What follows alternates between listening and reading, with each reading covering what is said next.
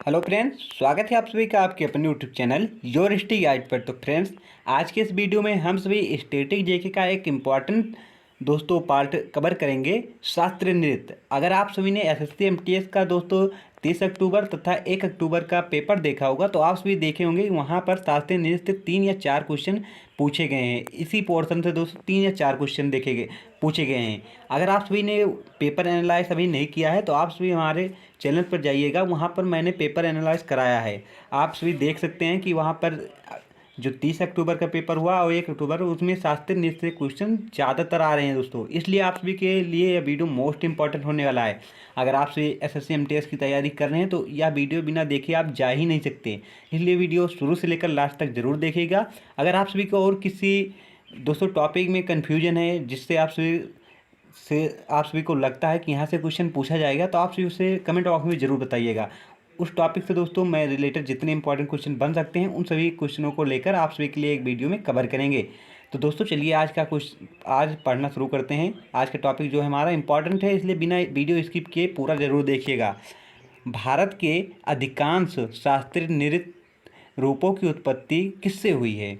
भारत के अधिकांश शास्त्रीय नृत्य रूपों की उत्पत्ति किससे हुई है? यजुर्वेद से, अर्थशास्त्र से, अथर्ववेद से या नाट्यशास्त्र? तो राइट आंसर है दोस्तों नाट्यशास्त्र हुई है। अगर ये पूछा जाए कि नाट्यशास्त्र के रचयिता कौन है तो भरत मुनि जी हैं। कौन है? भरत मुनि जी हैं। यहाँ पर दोस्तों मैंने आंसर लिख दिया है क्योंकि आप सभी को जो पीडीएफ मिलता है वहाँ पर आप सभी को इसे पढ़ने में दिक्कत ना हो, इसलिए यहाँ पर आंसर लिखा है। आप सभी पीडीएफ से एक बार दोबारा पढ़ लीजिएगा ताकि आप सभी का दोस्तों क्वेश्चन बिल्कुल क्रिस्टल क्लियर हो जाए। चलिए आगे देखते हैं।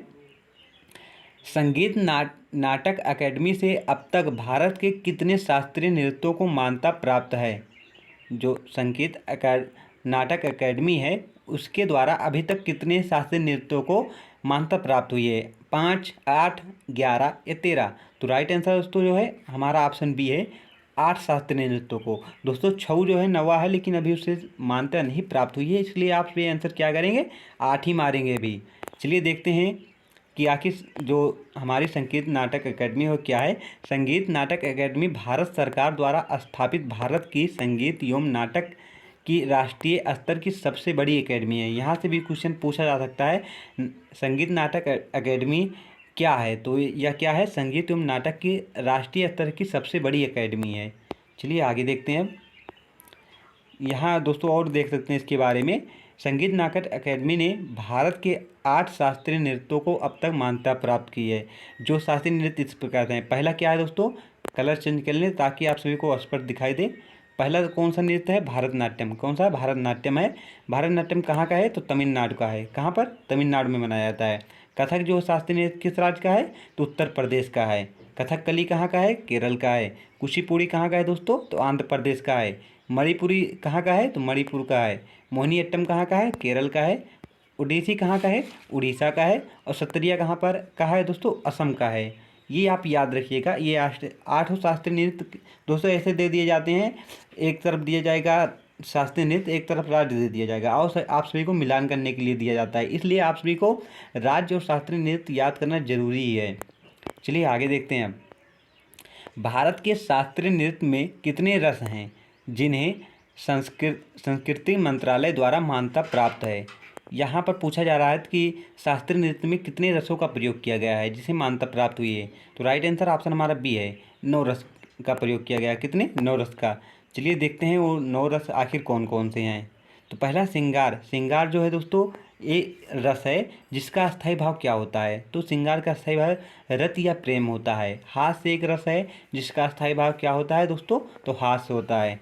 करुण एक रस है जिसका अस्थायी भाव क्या है? शोक है। रौद्र एक रस है दोस्तों, इसका अस्थायी भाव क्रोध है।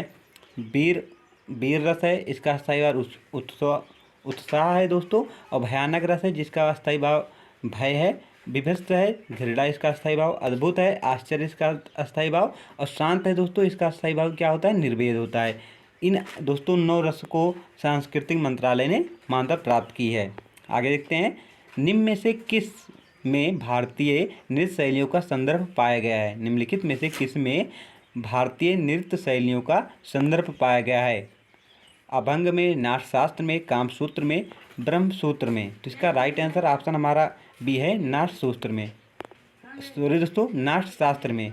आगे देखते हैं, नाट्य शास्त्र प्रदर्शन कलाओं पर एक सांस्कृतिक पाठ है। नाट्य शास्त्र को भरत मुनि ने लिखा था। नाट्य शास्त्र में प्रदर्शन कलाओं का वर्णन करने वाले कुल 6000 काव्य छंदों के साथ 36 अध्याय हैं।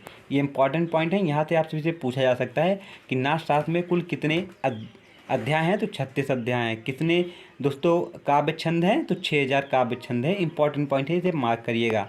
आगे देखते हैं, भारतीय नृत्य का कौन सा शब्द सांस्कृतिक शब्द से लिया गया है, जिसका शाब्दिक अर्थ होता है की ओर ले जाना।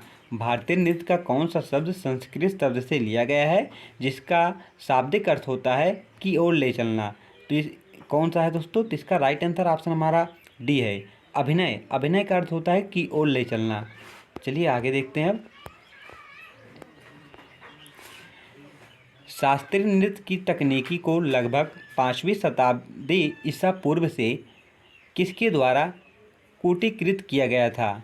तो यहाँ पर पूछा जाए किसके द्वारा किया गया था दोस्तों, भरत मुनि के द्वारा। किसके, भरत मुनि के द्वारा किया गया था। एक्स्ट्रा पॉइंट जो है इसके देख लेते हैं, यहाँ से दोस्तों क्वेश्चन बनता है। भरत का नाट्यशास्त्र नाटकीय कला पर एक विस्तृत ग्रंथ और पुस्तिका है, जो शास्त्रीय संस्कृत रंगमंच के सभी पहलुओं से संबंधित है। चलिए आगे देखते हैं अब, भारतीय नृत्य के किस रूप को कोमल और महिला प्रस्तुति के लिए उपयुक्त कहा जाता है। यहाँ पर क्या पूछा जा रहा है, क्वेश्चन ध्यानपूर्वक पढ़िएगा। भारतीय नृत्य के किस रूप को कोमल और महिला प्रस्तुति के लिए उपयुक्त किया जाता है।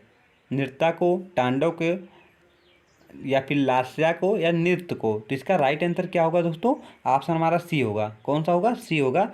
लास्या जो है इसका प्रयोग किया जाता है। इंपॉर्टेंट क्वेश्चन है दोस्तों, आप सभी को समझने में दिक्कत होगी, लेकिन एक बार वीडियो देखिएगा, एक बार PDF से पढ़िएगा, आप सभी का क्वेश्चन बिल्कुल क्लियर होगा। अगर आप सभी यह वीडियो देख लेते हैं तो शास्त्रीय नृत्य से एक भी क्वेश्चन बाहर इससे नहीं जाने वाला है। चलिए आगे देखते हैं, यहाँ पर देख सकते हैं इसके 2 भाग होते हैं। भारतीय शास्त्रीय नृत्य के 2 मूल पहलू होते हैं। कौन कौन से हैं, पहले तांडव। तांडव जो है दोस्तों गति और लय से संबंधित है, और लास्ट से जो है अनुग्रह और भाव और रस से संबंधित है। आगे देखते हैं, ब्रिटिश उपनिवेशिक सरकार द्वारा भारतनाट्यम पर प्रतिबंध कब लगाया गया था। इंपॉर्टेंट क्वेश्चन है ये, आप सभी के एग्जाम में जरूर पूछे जाएगा। ब्रिटिश उपनिवेशिक सरकार द्वारा भारतनाट्यम पर प्रतिबंध कब लगाया गया था। 1885 में, 1857 में, 1910 में, 1927 में। तो राइट आंसर क्या है, 1910 में लगाया गया था। आगे देखते हैं, कौन सा नृत्य 5 साल पुराना एक भारतीय शास्त्रीय नृत्य है जो असम के वैष्णव मठों से विकसित हुआ था। यहाँ पर पूछा जा रहा है कौन सा वह नृत्य है जो 500 साल पुराना है। कुचिपुड़ी, भारतनाट्यम, शास्त्रीय नृत्य या कौन सा होगा दोस्तों। तो इसका राइट आंसर ऑप्शन हमारा बी होगा, भारतनाट्यम। किस राज्य से संबंधित है, तमिलनाडु से। सॉरी दोस्तों, कौन सा होगा, 500 साल पुराना कौन था, क्षत्रिय था। भारतनाट्यम दोस्तों 2000 पुराना था। कितना, 2000 साल पुराना है ये। आगे देखते हैं, कला क्षेत्र शैली किस भारतीय शास्त्रीय नृत्य शैली से संबंधित है। कला क्षेत्र शैली किस भारतीय शास्त्रीय नृत्य शैली से संबंधित है। तो इसका राइट आंसर ऑप्शन हमारा डी होगा, भारतनाट्यम। आगे देखते हैं, जवाहरलाल नेहरू मणिपुर नृत्य अकेडमी निम्नलिखित में से किस शहर में स्थित है। तो इसका राइट आंसर ऑप्शन हमारा ए होगा, इम्फाल में स्थित है। चलिए आगे देखते हैं, भारत का पहला पारंपरिक नृत्य कौन सा है जिसे थिएटर कला के रूप में नए सिरे से तैयार किया गया है और इसे देश और विदेश दोनों में व्यापक रूप से प्रदर्शित किया गया है। कौन सा है दोस्तों, तो इसका राइट आंसर ऑप्शन हमारा डी होगा, भारतनाट्यम। भारतनाट्यम है दोस्तों, थिएटर कला के रूप में इसे प्रयोग किया गया है। आगे देखते हैं, निम्नलिखित में से कौन सा नृत्य मंदिरों को समर्पित है और इसे पहले शादिर के नाम से जाना जाता है। तो इसका राइट आंसर ऑप्शन हमारा ए है, भारतनाट्यम। भारतनाट्यम का अन्य नाम क्या है, शादिर है। इसके इंपॉर्टेंट पॉइंट कुछ हैं, इसे देख सकते हैं। शादिर भारतनाट्यम का नाम है। भारतनाट्यम की उत्पत्ति तमिलनाडु में हुई थी। भारतनाट्यम एक एकल नृत्य है जो विशेष रूप से महिलाओं द्वारा किया जाता है। यहाँ से भी क्वेश्चन पूछा जा सकता है भारतनाट्यम किस प्रकार का नृत्य है, तो ऑप्शन में दे जाएगा एकल, द्वितीय, तृतीय, किस प्रकार का होगा तो एकल होगा। आगे देखते हैं, निम्नलिखित नृत्य शैलियों में से कौन सी मूल रूप से तमिलनाडु के मंदिरों में देवदासियों द्वारा की जाती थी और इसीलिए इसे दासी के नाम से भी जाना जाता है। तो कौन सा है दोस्तों, भारतनाट्यम। भारतनाट्यम के दो नाम अन्य हैं दोस्तों, एक है शादिर, आप सभी ने अभी देखा, और एक क्या है, दासी भी इसे कहते हैं। चलिए आगे देखते हैं, इसके इम्पॉर्टेंट पॉइंट जो हैं दोस्तों इसे भी देख लेते हैं। यहाँ से क्वेश्चन भी पूछा जाता है। दासी मुख्यतः द्रविड़ द्वारा विकसित एक प्राचीन नृत्य शैली है। दासी अन्य शास्त्रीय नृत्य रूपों की तरह नाच शास्त्र से उत्पन्न हुई है। चलिए आगे देखते हैं, रुक्मणी देवी पहली थी जिन्होंने दासी के स्तर को दासियों द्वारा किए जाने वाले नृत्य से ऊपर उठाया। यहाँ से क्वेश्चन पूछा जा सकता है वह कौन थी जिन्होंने दासी जो नृत्य था इसे देवदासियों से ऊपर उठाया था, तो रुक्मणी देवी थी। चलिए क्वेश्चन नंबर 15 देखते हैं, भारतनाट्यम पारंपरिक रूप से किस प्रकार के संगीत के लिए प्रयोग किया जाता है। भारतनाट्यम कौन से संगीत का प्रयोग होता है, तो कर्नाटक संगीत। कौन से दोस्तों संगीत का प्रयोग किया जाता है, कर्नाटक संगीत। एक्स्ट्रा पॉइंट है, यहाँ से आप सभी का क्लियर हो जाएगा आखिर कर्नाटक संगीत हिंदुस्तानी संगीत है क्या। तो कर्नाटक भारतीय शास्त्रीय संगीत का एक रूप है जिसकी उत्पत्ति दक्षिण भारत में हुई थी। नृत्य और संगीत के प्रकार जो कथक है दोस्तों, वहाँ पर हिंदुस्तानी संगीत का प्रयोग किया जाता है। कुल मिलाकर दोस्तों उत्तरी भारत में हिंदुस्तानी संगीत का प्रयोग किया जाता है, दक्षिणी भारत में कर्नाटक संगीत का प्रयोग किया जाता है। अब चलिए देखते हैं कि किस राज्य में कौन से संगीत का प्रयोग किया जाता है। मोहिनीअट्टम में कर्नाटक संगीत का, उड़ीसा में ओडिसी संगीत का प्रयोग किया जाता है। कुचिपुड़ी जो है दोस्तों, इसमें क्या स्वर और वाद कर्नाटक संगीत का प्रयोग किया जाता है। शास्त्रीय जो है दोस्तों, यहाँ पर वार गीत संगीत का प्रयोग किया जाता है। कथकली में सोपना संगीत का प्रयोग किया जाता है और मणिपुर में जो है शास्त्रीय नट संगीत का प्रयोग किया जाता है। इंपॉर्टेंट दोस्तों ये पॉइंट है, यहाँ से क्वेश्चन जरूर ही भिड़ेगा, देख सकते हैं पूछा गया है और यहाँ से फिर से पूछा जाएगा, आप सभी को दिया जाएगा कि वार गीत किस शास्त्रीय नृत्य में प्रयोग किया जाता है, तो शास्त्रीय में। अब पूछा जाएगा कि दोस्तों जो है शास्त्रीय नट संगीत किस में प्रयोग किया जाता है, तो मणिपुर में। यहाँ से इंपॉर्टेंट पॉइंट है, आप यहाँ से एक बार वीडियो और देखिएगा, नहीं तो एक बार पीडीएफ से जरूर से पढ़िएगा वीडियो देखने के बाद। तो दोस्तों आप सबको वीडियो कैसा लगा कमेंट बॉक्स में ज़रूर बताइएगा। अब एक दोस्तों वीडियो और लाएंगे जिसमें जैसे इसके जो कलाकार हैं वो किस शास्त्रीय नृत्य से संबंधित हैं, उनसे जो क्वेश्चन बनता है उन सभी क्वेश्चनों को दोस्तों एक वीडियो में कवर करेंगे।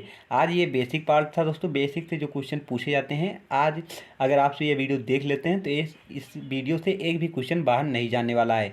अगले वीडियो में दोस्तों कलाकार से संबंधित जितने भी क्वेश्चन बनते हैं उन सभी क्वेश्चनों को उस वीडियो में कवर करेंगे। तो दोस्तों आप सभी को वीडियो कैसा लगा कमेंट बॉक्स में ज़रूर बताइएगा, और अगर आप सभी का कोई सजेशन है दोस्तों तो कमेंट बॉक्स में बताइएगा, उसे हम देखकर अगर वीडियो में कोई त्रुटि हो या कुछ और दिक्कत हो दोस्तों तो उसे कमेंट बॉक्स में ज़रूर बताइएगा ताकि हम अपने वीडियो में और सुधार कर सकें। Thank for watching this video.